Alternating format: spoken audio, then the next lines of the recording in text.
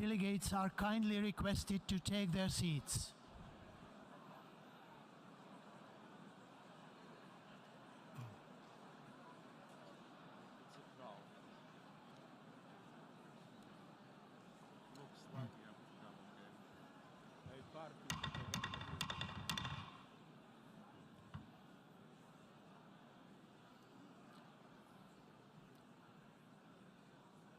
Excellencies, ladies and gentlemen, the fourth meeting of the General Assembly is called to order.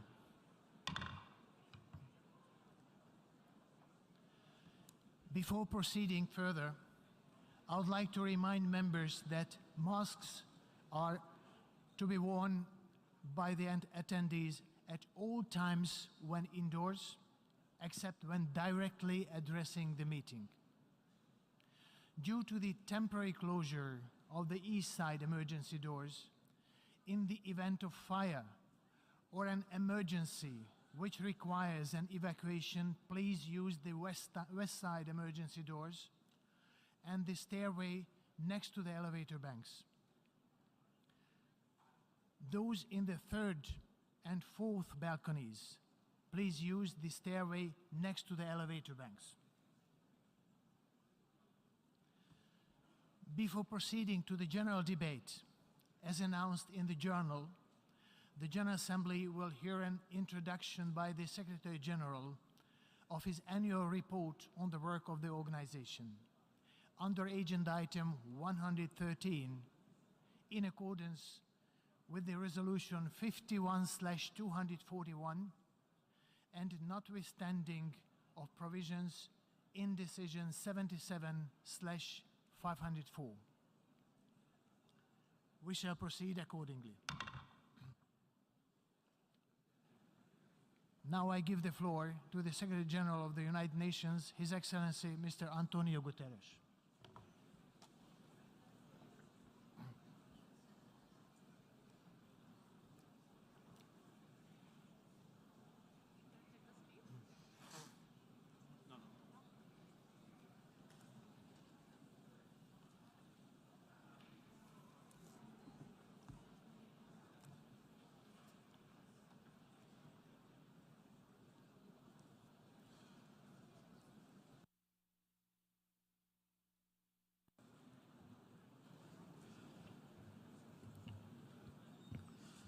Mr. President of the General Assembly, Excellencies, ladies and gentlemen, our world is in big trouble.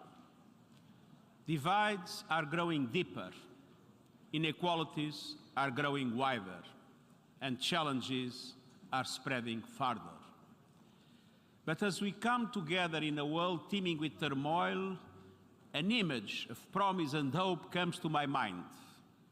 This ship is the brave commander. It sailed the Black Sea with UN flag flying high and proud. On one hand, what you see is a vessel like any other plying the seas. But look closer. At its essence, this ship is a symbol of what we can accomplish when we act together. It is loaded with Ukrainian grain destined for the people of the Horn of Africa, millions of whom are on the edge of famine. It navigated through a war zone, guided by the very parties to the conflict, as part of an unprecedented comprehensive initiative to get more food and fertilizer out of Ukraine and Russia, to bring desperately needed relief to those in need, to calm commodity markets, secure future harvests, and lower prices for consumers everywhere. Ukraine and the Russian Federation, with the support of Turkey, came together to make it happen, despite the enormous complexities, the naysayers, and even the hell of war. Some might call it a miracle on the sea. In truth, it is multilateral diplomacy in action. The Black Sea Grain Initiative has opened the pathway for the safe navigation of dozens of ships filled with much-needed food supplies. But each ship is also carrying one of today's rarest commodities, hope. Excellencies, we need hope, and more, we need action. To ease the global food crisis, we now must urgently address the global fertilizer market crunch. This year, the world has enough food. The problem is distribution. But if the fertilizer market is not stabilized, next year's problem might be food supply itself. We already have reports of farmers in West Africa and beyond cultivating fewer crops because of the price or lack of availability of fertilizers. It is essential to continue removing all remaining obstacles to the export of Russian fertilizers and their ingredients, including ammonia. These products are not subject to sanctions, and we will keep up our efforts to eliminate indirect effects. Another major concern is the impact of high gas prices on the production of nitrogen fertilizers, and these must also be addressed seriously. Without action now, the global fertilizer shortage will quickly morph into a global food shortage. Excellencies, we need action across the board. Let's have no illusions. We are in rough seas. A winter of global discontent is on the horizon. A cost of living crisis is raging, trust is crumbling, inequalities are exploding, and our planet is burning. People are hurting, with the most vulnerable suffering the most. The United Nations Charter and the ideals it represents are in jeopardy. We have a duty to act, and yet we are gridlocked in colossal global dysfunction. The international community is not ready or willing to tackle the big, dramatic challenges of our age. This crisis threatens the very future of humanity and the fate of our planet. Crises like the war in Ukraine and the multiplication of conflicts around the globe, climates like the climate emergency and biodiversity loss, crises like the dire financial situation of developing countries and the fate of the Sustainable Development Goals, and crises like the lack of guardrails around promising new technologies to heal disease, connect people, and expand opportunity. In just the time since I became Secretary General, a tool has been developed to edit genes. Neurotechnology, connecting technology with the human nervous system, has progressed from idea to proof of concept. Cryptocurrencies and other blockchain technologies are widespread, but across a host of new technologies there is a forest of red flags. Social media platforms based on a business model that monetizes outrage, anger, and negativity are causing untold damage to communities and societies. Hate speech, misinformation, and abuse, targeted especially at women and vulnerable groups, are proliferating. Our data is being bought and sold to influence our behavior, while spyware and surveillance are out of control, all with no regard for privacy. Artificial intelligence can compromise the integrity of information systems, the media, and indeed democracy itself. Quantum computing could destroy cybersecurity and increase the risk of malfunctions to complex systems. We don't have the beginnings of a global architecture to deal with any of these. Excellencies, progress on these issues and more is being held hostage by geopolitical tensions. Our world is in peril and paralyzed. Geopolitical divides are undermining the work of the Security Council, undermining international law, undermining trust and people's faith in democratic institutions, undermining all forms of international cooperation. We cannot go on like this. Even the various groupings set up outside the multilateral system by some members of the international community have fallen into the trap of geopolitical divides, like in the G20. At one stage, international relations seemed to be moving towards a G2 world. Now we risk ending up with a G-nothing. No cooperation, no dialogue, no collective problem solving. But the reality is that we live in a world where the logic of cooperation and dialogue is the only path forward. No power or group alone can call the shots. No major global challenge can be solved with a coalition of the willing. We need a coalition of the world. Excellences, Excellencies, Today, I want to outline 3 areas where the coalition of the world must urgently overcome divisions and act together. It starts with a core mission of the United Nations, achieving and sustaining peace. Much of the world's attention remains focused on the Russian invasion of Ukraine. The war has unleashed widespread destruction, with massive violations of human rights and international humanitarian law. The latest reports on burial sites in Izium are extremely disturbing.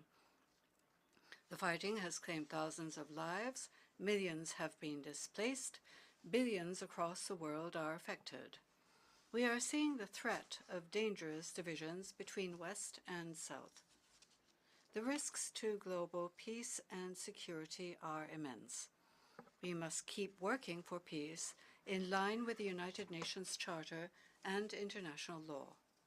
At the same time, conflicts and humanitarian crises are spreading, often far from the spotlight.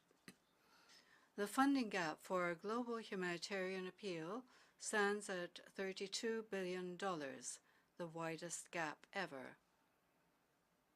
Upheaval abounds. In Afghanistan, the economy is in ruins. Over half of all Afghans face extreme levels of hunger, while human rights, particularly the rights of women and girls, are being trampled. In the Democratic Republic of the Congo, armed groups in the east are terrorizing civilians and inflaming regional tensions. In the Horn of Africa, an unprecedented drought is threatening the lives and livelihoods of 22 million people. In Ethiopia, fighting has resumed, underscoring the need for the parties to immediately cease hostilities and return to the peace table. In Haiti, gangs are destroying the very building blocks of society. In Libya, divisions continue to jeopardize the country. In Iraq, ongoing tensions threaten stability. In Israel and Palestine, cycles of violence under the occupation continue as prospects for peace based on a two-state solution grow ever more distant. In Myanmar, the appalling humanitarian, human rights, and security situation is deteriorating by the day. In the Sahel, alarming levels of insecurity and terrorist activity amidst rising humanitarian needs continue to grow. In Syria, violence and hardship still prevail. The list goes on. Meanwhile, nuclear saber-rattling and threats to the safety of nuclear plants are adding to global instability. The Review Conference of the Nuclear Non-Proliferation Treaty failed to reach consensus, and a nuclear deal with Iran remains elusive. But there are some glimmers of hope. In Yemen, the nationwide truce is fragile but holding. In Colombia, the peace process is taking root. We need much more concerted action everywhere anchored in respect for international law and the protection of human rights. In a splintering world, we need to create mechanisms of dialogue and mediation to heal divides. This is why I outlined elements of a new agenda for peace in my report on our common agenda. We are committed to make the most of every diplomatic tool for the pacific settlement of disputes as set out in the United Nations Charter: negotiation, inquiry, mediation, conciliation, arbitration, and judicial settlement. Excellencies, women's leadership and participation must be front and center, and we must also prioritize prevention and peace building. That means strengthening strategic foresight, anticipating flashpoints that could erupt into violence, and tackling emerging threats posed by cyber warfare and lethal autonomous weapons. It means also expanding the role of regional groups, strengthening peacekeeping, intensifying disarmament and non-proliferation, preventing and countering terrorism, and ensuring accountability. And it means recognizing human rights as pivotal for prevention. My call to action on human rights highlights the centrality of human rights, refugee, and humanitarian law. In all we do, we must recognize that human rights are the path to resolving tensions, ending conflict, and forging lasting peace. Excellencies, there is another battle we must end, our suicidal war against nature. The climate crisis is the defining issue of our time, and it must be the first priority of every government and multilateral organization. And yet, climate action is being put on the back burner, despite overwhelming public support around the world.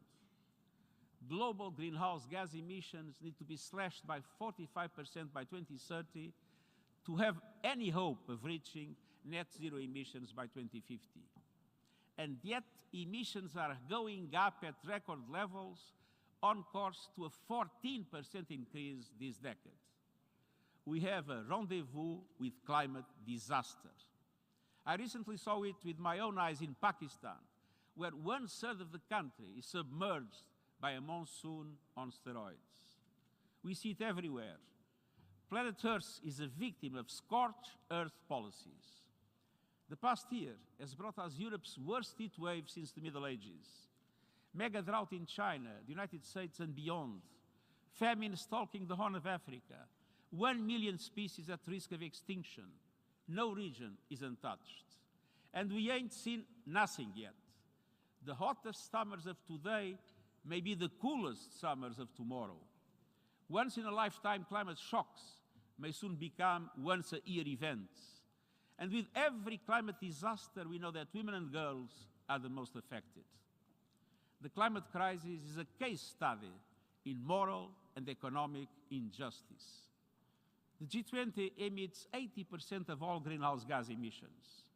But the poorest and most vulnerable, those who contributed least to this crisis, are bearing its most brutal impacts. Meanwhile, the fossil fuel industry is feasting on hundreds of billions of dollars in subsidies and windfall profits, while households' budgets shrink and our planet burns. Excellencies, let's tell it like it is. Our world is addicted to fossil fuels, and it's time for an intervention. We need to hold fossil fuel companies and their enablers to account. And that includes the banks, private equity, asset managers, and other financial institutions that continue to invest and underwrite carbon pollution. It includes the massive public relations machine raking in billions to shield the fossil fuel industry from scrutiny. Just as they did for the tobacco industry decades before, lobbyists and spin doctors have spewed harmful misinformation. Fossil fuel interests need to spend less time averting a PR disaster and more time averting a planetary one. Of course, fossil fuels cannot be shut down overnight. A just transition means leaving no person or country behind. But it's high time to put fossil fuel producers, investors, and enablers on notice. Polluters must pay. And today I'm calling on all developed economies to tax the windfall profits of fossil fuel companies. Those funds should be redirected in two ways: to countries suffering loss and damage caused by the climate crisis, and to people struggling with rising food and energy prices. As you heard to the COP27 UN Climate Conference in Egypt, I appeal to all leaders to realize the goals of the Paris Agreement. Lift your climate ambition. Listen to your people's calls for change. Invest in solutions that lead to sustainable economic growth. And let me point to three. First, renewable energy. It generates 3 times more jobs. It's already cheaper than fossil fuels, and it's the best way to energy security, stable prices, and new industries. But developing countries need help to make this shift, including through international coalitions to support just energy transitions in key emerging economies. Second, helping countries adapt to worsening climate shocks. Resilience building in developing countries is a smart investment in a reliable supply chains, regional stability, and orderly migration. Last year in Glasgow, developed countries agreed to double adaptation funding by 2025. These must be delivered in full as a starting point. At minimum, adaptation must make up half of all climate finance. And multilateral development banks must step up and deliver. Major economies are their shareholders and must make it happen. Third, addressing loss and damage for disasters. It's high time to move beyond endless discussions.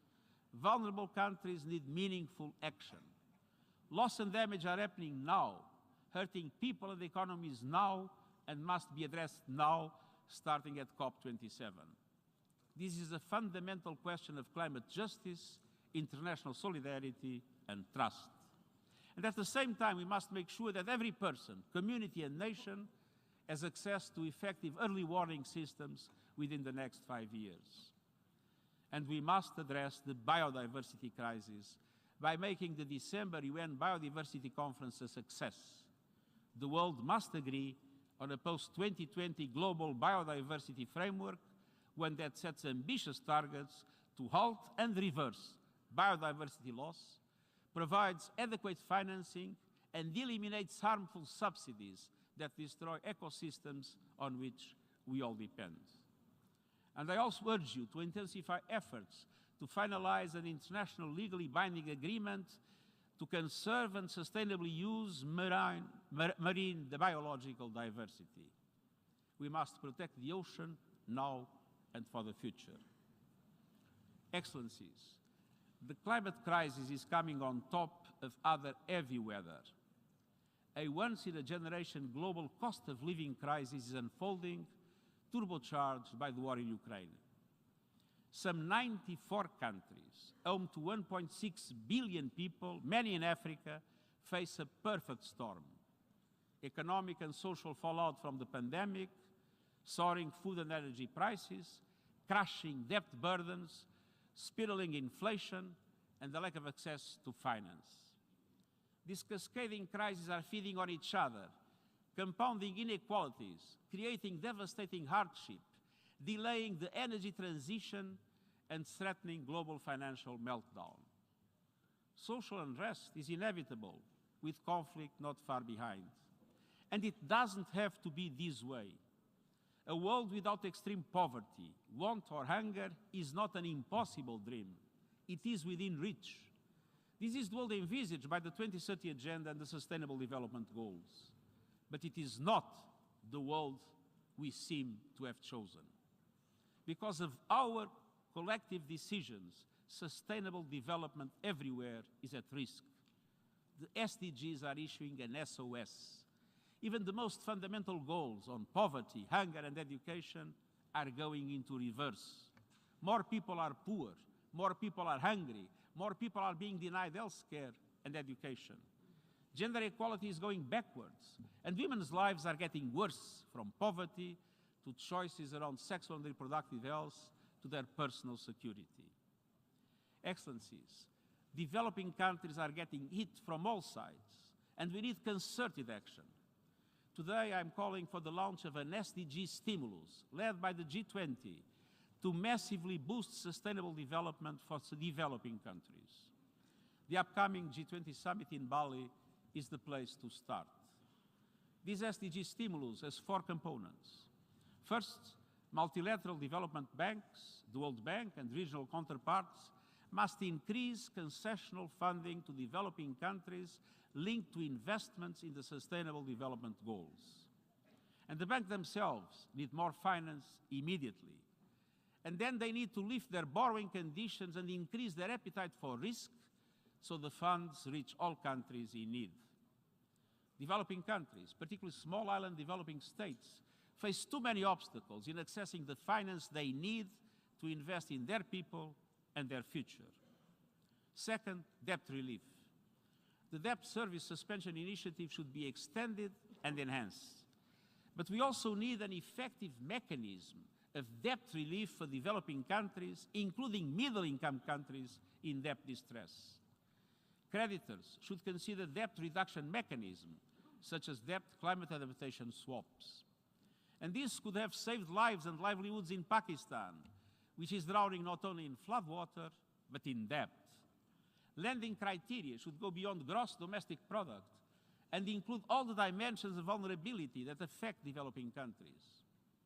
Third, an expansion of liquidity. I urge the International Monetary Fund and major central banks to expand their liquidity facilities and currency lines immediately and significantly. Special drawing rights play an important role in enabling developing countries to invest in recovery and the SDGs. But they were distributed according to existing quotas, benefiting those who need them least. We have been waiting for a reallocation for 19 months, and the amounts we hear about are minimal. A new allocation of special drawing rights must be handled differently, based on justice and solidarity with developing countries. Fourth, I call on governments to empower specialized funds like Gavi, the Global Fund, and the Green Climate Fund. G20 economies should underwrite an expansion of these funds as additional financing for the SDGs. Excellencies, let me be clear. The SDG stimulus I'm proposing is essential, but it is only an interim measure. Today's global financial system was created by rich countries to serve their interests many decades ago. It expands and entrenches inequalities. It requires deep structural reform. And my report on our common agenda proposes a new global deal to rebalance power and resources between developed and developing countries. African countries in particular are underrepresented in global institutions. I hope member states will seize the opportunity to turn these ideas into concrete solutions, including at the Summit of the Future in 2024. Excellencies, the divergence between developed and developing countries, between North and South, between the privileged and the rest, is becoming more dangerous by the day. It is at the root of geopolitical tensions and lack of trust that poison every area of global cooperation, from vaccines to sanctions to trade. But by acting as one, we can nurture fragile shoots of hope. The hope found in climate and peace activists around the world, calling out for change and demanding better of their leaders. The hope found in young people working every day for a better, more peaceful future.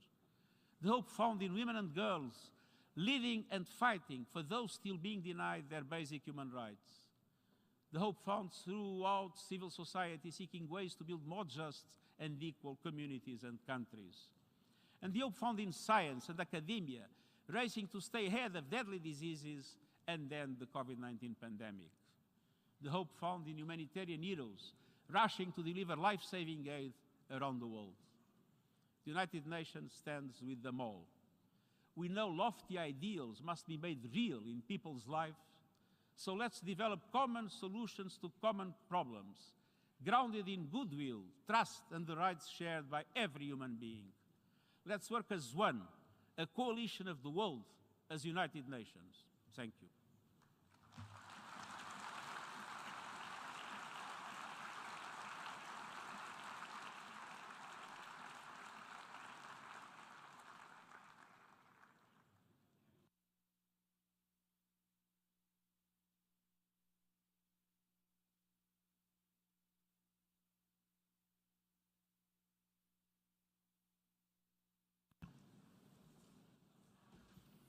I thank the Secretary General. The Assembly will now turn to agenda item 8, entitled General Debate.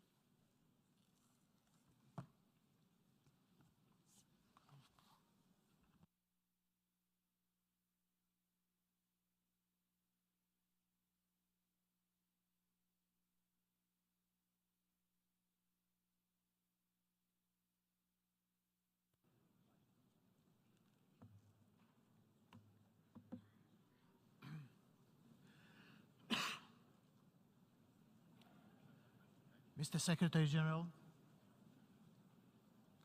distinguished heads of state and government, excellencies, friends. The world needs solutions through solidarity, sustainability, and science. Solutions because we have drafted many treaties, set excellent goals, yet have taken too little action. We need solidarity because inequalities have reached record heights.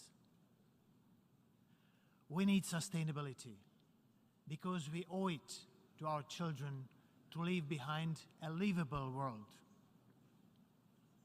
We need science because it offers us neutral evidence for our actions. My sincere gratitude goes to all member states, especially to Hungary and the Eastern European Group for giving me the mandate to turn this motto into reality. Excellencies, we gather today at the most consequential moment of the last 4 decades. Des chaleurs extrêmes aux inondations dévastatrices. Extreme flooding, extreme heat, climate change is shared by our communities. Our consumption and our means of production are tearing our planet apart from the earth to the sky. We are living in an ongoing state of humanitarian crisis. أكثر من 300 مليون شخص في More than 300 million people urgently need humanitarian assistance and protection. And this is an increase of 10% since last January. The world food crisis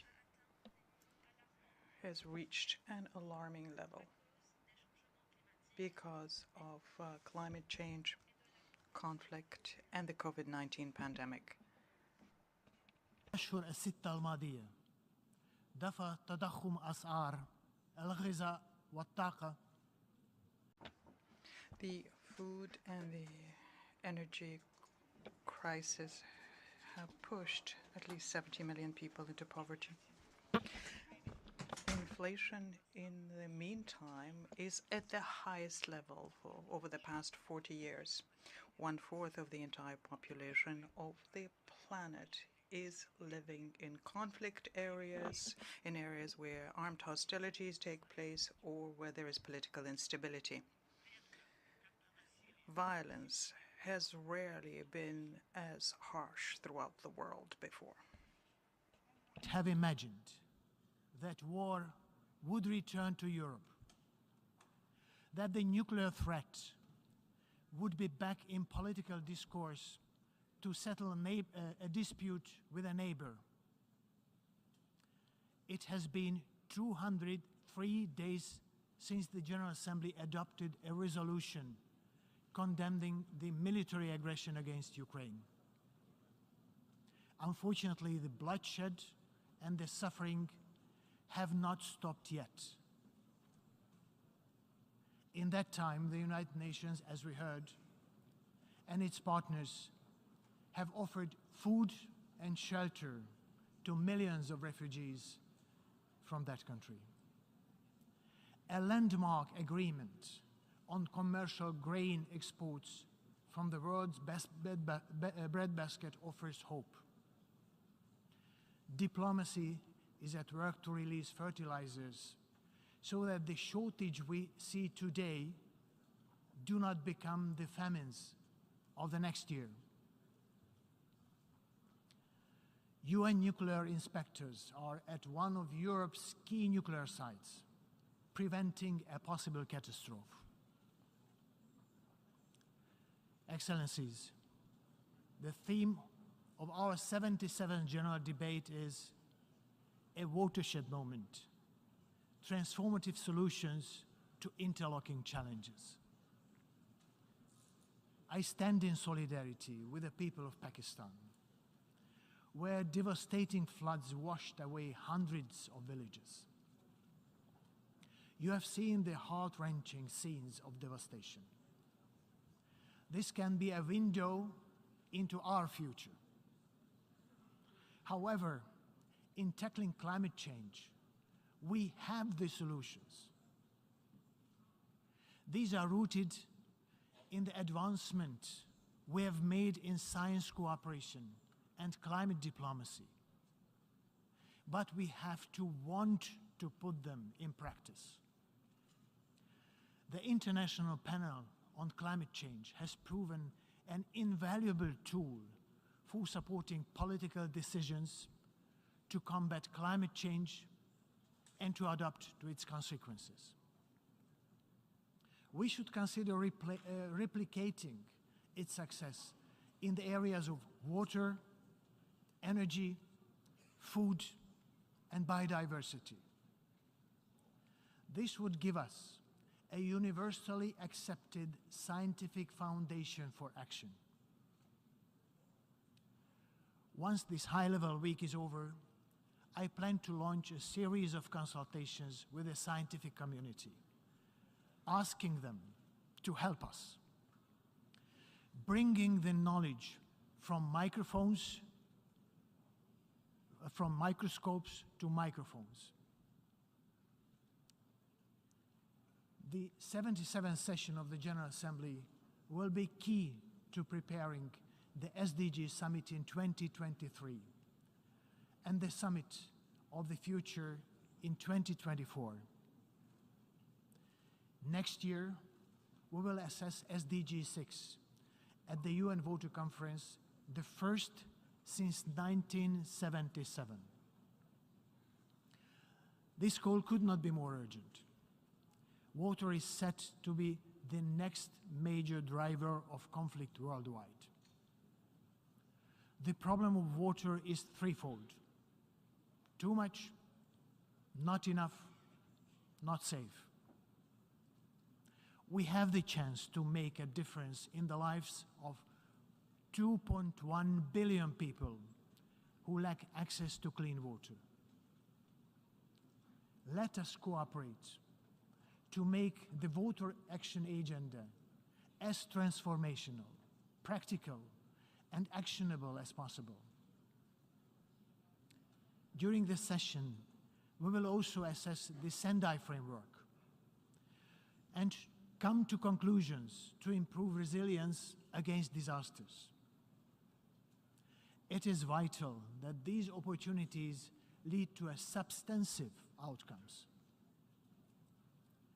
The building blocks for transformation are at our disposal: the 2030 Agenda, the Sendai Framework, the Paris Agreement, the Addis Ababa Program of Action, and our common agenda all point in the same direction. They describe the world we want and offer the avenues to get there. I'm encouraged that the Secretary General's proposals and the important initiatives by member states mutually support each other. The challenges are great and they are interconnected, but they are not insurmountable. Ladies and gentlemen, without universal respect to the rule of law, it is all too easy to rapidly slide into treacherous territory. As we all know, in time of crisis, human rights are the first to be compromised. When human rights are under threat, it is our smoke signal, our call to action. It would be remiss to speak of human rights without addressing a fundamental issue found to be lacking in most societies around the world. It is women's right. It is simply unacceptable that every third woman experiences violence in her lifetime. As we speak, half of humanity is all too often excluded from decision-making and leadership. But we need every man and woman to live their lives to their fullest potential. It is only by ensuring the inclusion of all, valuing the knowledge of all, that we will find solutions to the challenges we face. This afternoon's UNGA platform of women leaders, organized in collaboration with UN Women, may be an answer to this goal. Women heads of state and government will offer their solutions to society's complex problems. Data shows that crisis response is more effective when women take the lead. I encourage you to engage substantively with this issue. It has to do with equity and equality, but above all, human dignity. Excellencies, in all these issues, in all our endeavors, I look forward to working closely with the Secretary General, the Security Council, the ECOSOC, and other key relevant institutions of the United Nations. I stand ready to support member states to identify transformative, impact-oriented, systemic, and sustainable solutions. I promise to cooperate with all stakeholders, civil society, young people, women and scientific community, to name but a few. UN agencies, funds and programs are critical to bringing our efforts out of this hole and into our communities. To deliver on the agenda requested by the member states, I count on your constructive engagement, cooperation, and mutual respect to each other. I emphasize that the revitalization of both the United Nations and the General Assembly must continue. Our ability to competently improve our organization will determine its relevance in the eyes of people around the world. I want to advance negotiations on Security Council reform. It is high time that the Council represents the world's population more equally and that it reflects 21st century realities. This is a matter of credibility to our entire organization and our multilateral order. Ladies and gentlemen, crisis management and transformation will require our consistent efforts, way beyond one session of the General Assembly. In that spirit, let me finish with some timeless words of wisdom about chances and the risk of letting them pass us by. Things get better when we make them better. Things go wrong when we fail to seize the opportunities before us. Our opportunity is here and now. Let us act. I thank you.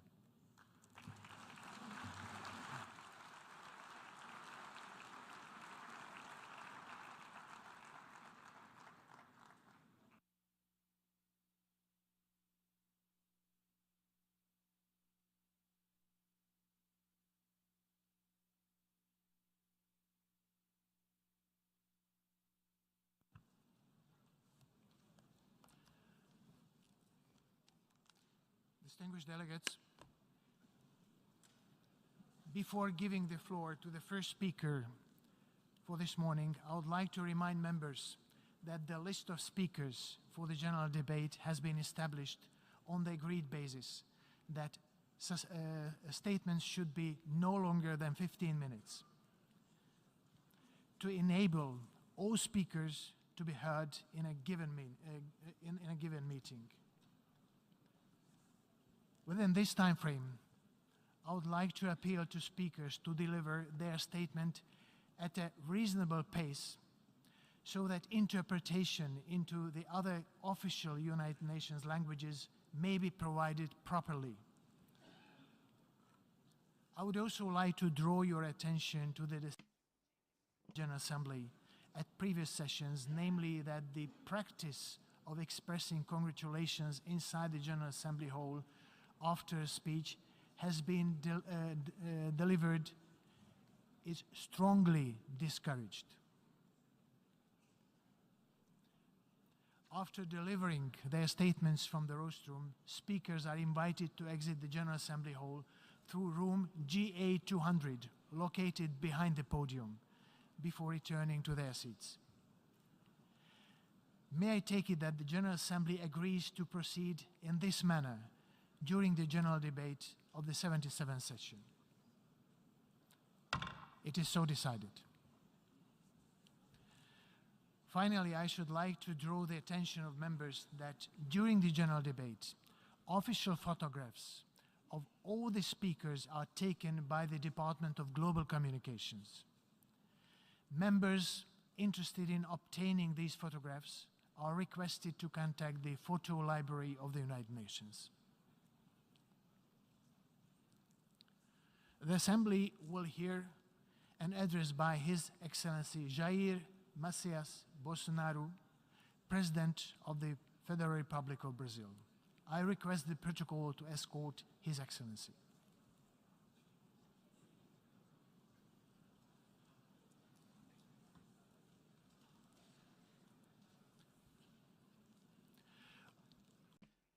The General Assembly, I have the honor to welcome His Excellency Jair Bolsonaro, President of the Federal Republic of Brazil, and to invite him to address the Assembly.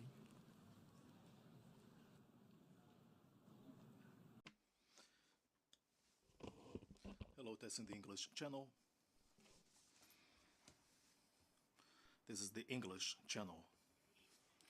Mr. Shaba Karosi, President of the 77th General Assembly of the United Nations. Mr. Antonio Guterres, Secretary General of the United Nations. Ladies and gentlemen, heads of state, heads of government, and heads of delegation. Ladies and gentlemen at large, I begin by congratulating you, Ambassador Shaba Karosi, on your election as President of this General Assembly. You can be sure that you can certainly count on Brazil's support. The theme chosen for this general debate revolves around a concept that perfectly applies to the moment we currently live, a watershed moment. Mr. President, our collective responsibility at this General Assembly consists in understanding the actual scope of the challenges that make up this watershed moment, and from there build the responses that draw their strength from the goals that we all share. The task at hand is not a simple one, but strictly speaking, we have no alternative. The effort must begin within each of our countries, domestically. First of all, it is what we do at the domestic level that gives the measure of the authority with which we act at the international level. Therefore, allow me to speak from my country's perspective. When Brazil voices her views on the public health agenda, we do so with the legitimate authority of a government that during the COVID-19 pandemic spared no efforts to save lives and preserve jobs. Like so many other countries, we focused our attention from the very outset on ensuring emergency financial aid to those most in need. Our goal was to protect families' income so that they could face up to the economic hardships resulting from the pandemic. Therefore, we managed to benefit more than 68 million people, the equivalent to 1/3 of the Brazilian population. In parallel, we launched a broad-ranging vaccination program, including domestic production of vaccines. We are a nation of more than 210 million people, and already we have more than 80% of our population fully vaccinated against COVID-19. All were vaccinated voluntarily, in due respect of one's individual freedom. Likewise, in the economic arena, Brazil has the legitimate authority of a country that, for the sake of sustainable and inclusive growth, has been putting in place reforms to attract investments and improve the standards of living of her population. Under my administration, we uprooted the systemic corruption that existed in the country. Between 2003 and 2015 alone, a period in which the left wing presided over in Brazil, indebtedness levels at the oil state company Petrobras due to mismanagement and politically driven appointments and favors, as well as the diversion of funds, reached up to $170 billion. The person responsible for that was convicted, unanimously convicted in 3 different court instances. Whistleblowers have returned $1 billion, and we paid to the U.S. stock market another $1 billion due to losses incurred by shareholders. But that is the Brazil of the past. We have enhanced public services by reducing costs and investing in science and technology. Today, for example, Brazil is the world's 7th most digitally advanced country. Altogether, 135 million people access 4,900 services provided by my administration. Brazil has been a pioneer in 5G deployment in Latin America. We have also carried out a comprehensive agenda of privatization and concession projects with an emphasis on infrastructure. We have also completed the São Francisco River Transposition Project, therefore bringing water to the Brazilian northeastern region. We have also adopted new regulatory frameworks, such as in basic sanitation, railways, and natural gas. Moreover, we have improved the business environment with the Economic Freedom Law and the Startup Law. As a result, we now have created opportunities for young people to be entrepreneurs and have quality jobs. Crowning all of this effort to modernize the Brazilian economy, we have made great strides towards Brazil's accession as a full member of the Organization for Economic Cooperation and Development, the OECD. Despite the global crisis, Brazil is getting to the end of 2022 with an economy at full recovery. We have high employment rates and a low inflation rate. The economy is back on the path of growth. Poverty has increased across the world under the impact of the pandemic. In Brazil, it began to fall sharply. The figures speak for themselves. It is estimated that by the end of 2022, 4% of Brazilian families will be living below the extreme poverty level. In 2019, it was 5.1%. This reflects a drop of more than 20%. The Brazil Aid Program, a minimum income country designed and established by my administration during the pandemic, currently meets the needs of 20 million families and pays out $4 a day to the poorest families in the country. Employment fell by 5 percentage points, reaching 9.1%, a rate not seen in 7 years. We have lowered inflation with an estimate of less than 7% for 2022. I am pleased to announce that we have had unprecedented deflation in Brazil in the months of July and August this year. Since June, the price of gasoline has dropped by more than 30%. Today, 1 liter of gasoline in Brazil costs about 0.90 cents of $1. The price of electricity has also dropped by more than 15%. Let me emphasize that the cost of energy has not dropped because of price fixing or any other type of state intervention. Rather, it was the result of a tax rationalization policy designed and implemented with support by the National Congress. In 2021, Brazil was the 4th largest destination country for foreign direct investment in the world. Our foreign trade reached the historic milestone of 39% of the GDP, even after reducing taxes or lowering taxes down to zero on thousands of products. Domestically, we also have... Estrangeiro, direto no mundo. Nosso comércio exterior alcançou a marca histórica de 39% do PIB, mesmo diminuindo ou zerando impostos de milhares de produtos. No plano interno, também estamos batendo recordes em 3 áreas: arrecadação fiscal, lucro das empresas estatais e relação entre dívida pública e PIB. Aliás, em 21, tivemos superávit no resultado consolidado de contas públicas. O PIB brasileiro aumentou 1,2% no segundo semestre. A projeção de crescimento para 22 chega a 3%. Temos a tranquilidade de quem está no bom caminho, o caminho de uma prosperidade compartilhada. compartilhada entre os brasileiros e, mais além, compartilhada com nossos vizinhos e outros parceiros mundo afora. É isso que vemos, por exemplo, na produção de alimentos. Há 4 décadas, o Brasil importava alimentos. Hoje, somos um dos maiores exportadores mundiais. Isso só foi possível graças a pesados investimentos em ciência e inovação, com vistas à produtividade e à sustentabilidade. Faço aqui um tributo à pessoa de Alisson Paulinelli, candidato brasileiro ao Prêmio Nobel da Paz, por seu papel na expansão da fronteira agrícola brasileira com o uso de novas tecnologias.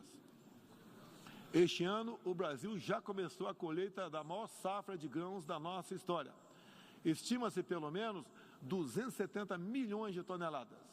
O Brasil também, em poucos anos, passará de importador a exportador de trigo.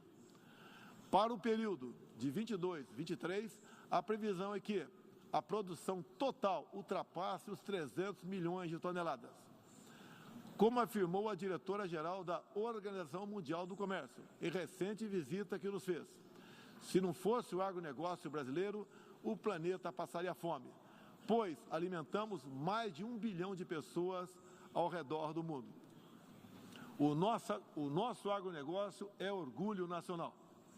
Senhor presidente, quero lembrar que, também na área do desenvolvimento sustentável, o patrimônio de realizações do Brasil é fonte de credibilidade para a ação internacional do nosso país.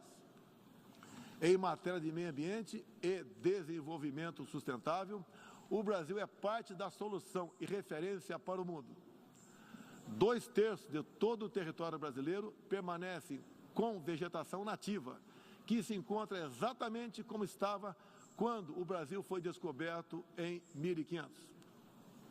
Na Amazônia brasileira, área equivalente à Europa Ocidental, mais de 80% da floresta continua intocada, ao contrário do que é divulgado pela grande mídia nacional e internacional.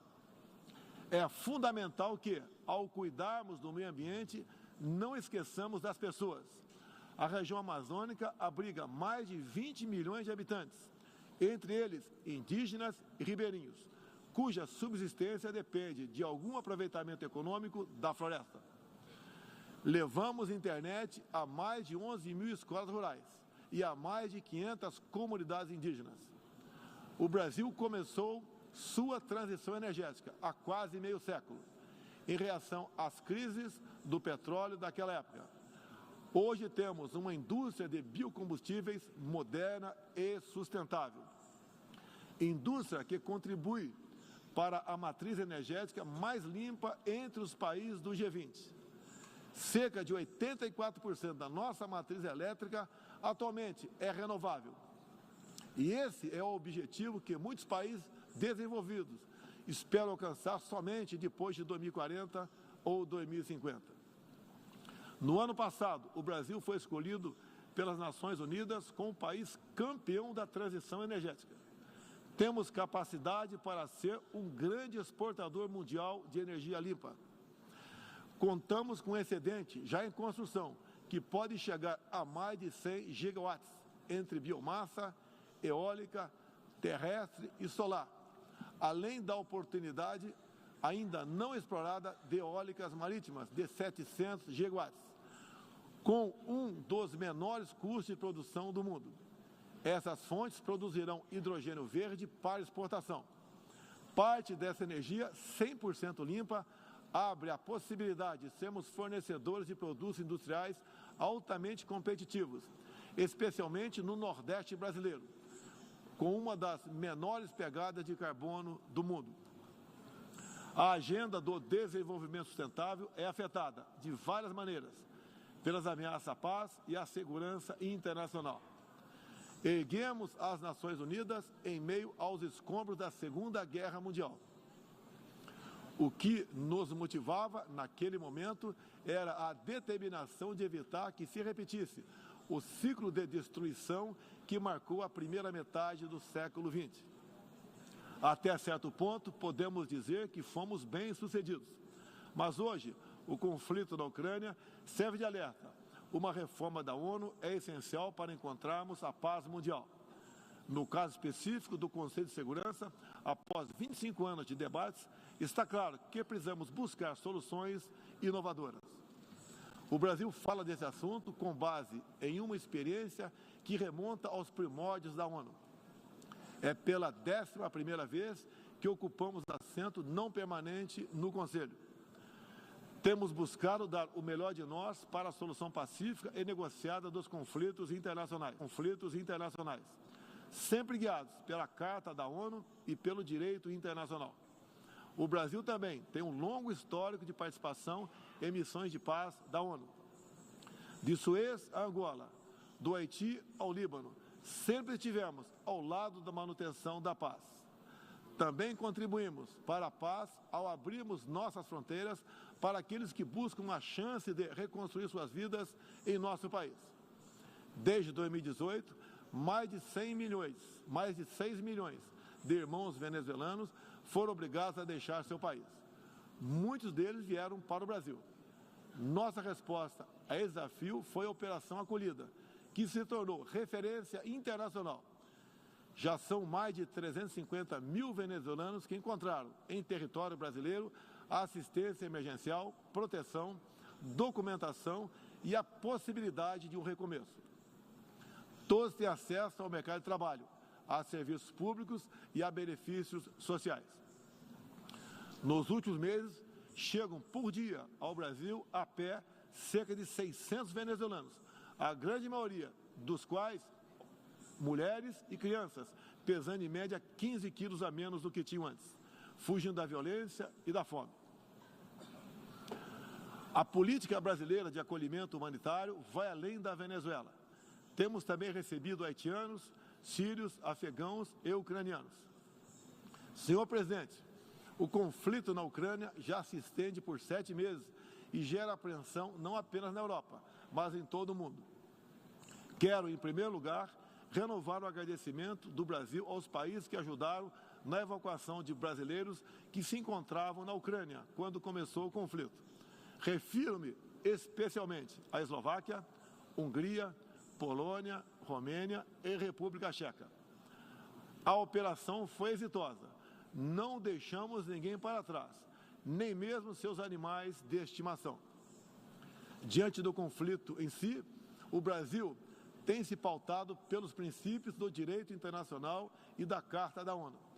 Princípios que estão consagrados também em nossa Constituição.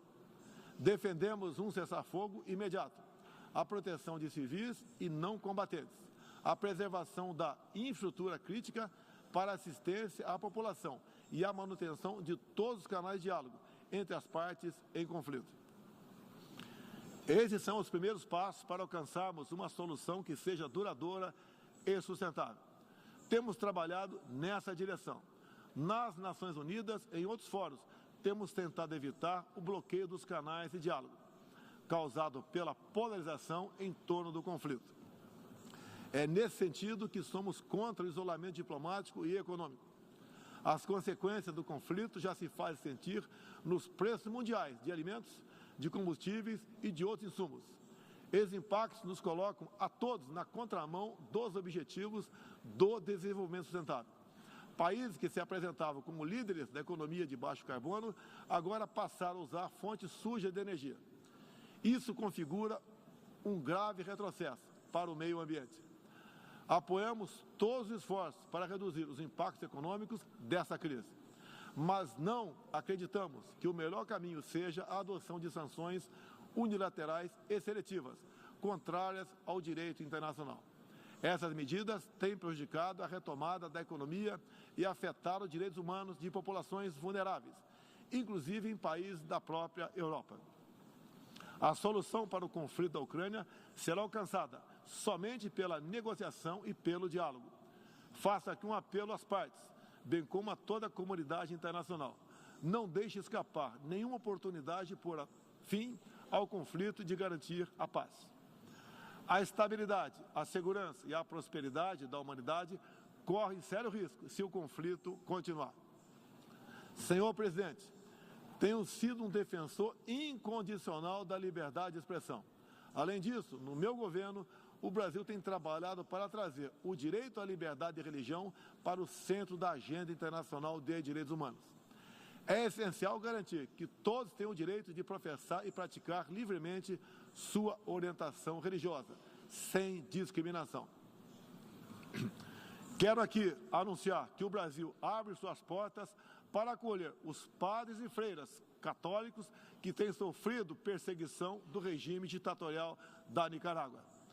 O Brasil repudia a perseguição religiosa em qualquer lugar do mundo. Outros valores fundamentais para a sociedade brasileira, com reflexo na pauta dos direitos humanos, são a defesa da família, do direito à vida desde a concepção, a legítima defesa e o repúdio à ideologia de gênero. Quero também destacar aqui a prioridade que temos atribuído à proteção das mulheres. Nosso esforço em sancionar mais de 70 normas legais sobre o tema desde o início do meu governo, em 2019, é prova cabal desse compromisso. Combatemos a violência contra as mulheres com todo rigor. Isso é parte da nossa prioridade mais ampla de garantir segurança pública a todos os brasileiros. Os resultados aparecem em nosso governo. A queda de 7,7% no número de feminicídios e diminuição do número geral de mortes por homicídio. Em 2017, eram 30 mortes por 100 mil habitantes. Agora são 19. A violência no campo também caiu ao mesmo tempo que aumentamos a regularização da propriedade da terra para os assentados. No meu governo, entregamos 400 mil títulos rurais, 80% deles para as mulheres. Trabalhamos no Brasil para que tenhamos mulheres fortes e independentes, para que possam chegar aonde elas quiserem. A primeira-dama, Jair Bolsonaro, trouxe novo significado ao trabalho de voluntariado desde 2019, com especial atenção aos portadores de deficiências e doenças raras. Senhor presidente, senhor secretário-geral, senhoras e senhores, chefe de Estado e de governo, senhoras e senhores, neste 7 de setembro, o Brasil completou 200 anos de história como nação independente. Milhões de brasileiros foram às ruas, convocados pelo seu presidente, trajando as cores da nossa bandeira. Foi a maior demonstração cívica da história do nosso país. Um povo que acredita em Deus, pátria, família e liberdade. Muito obrigado a todos os senhores.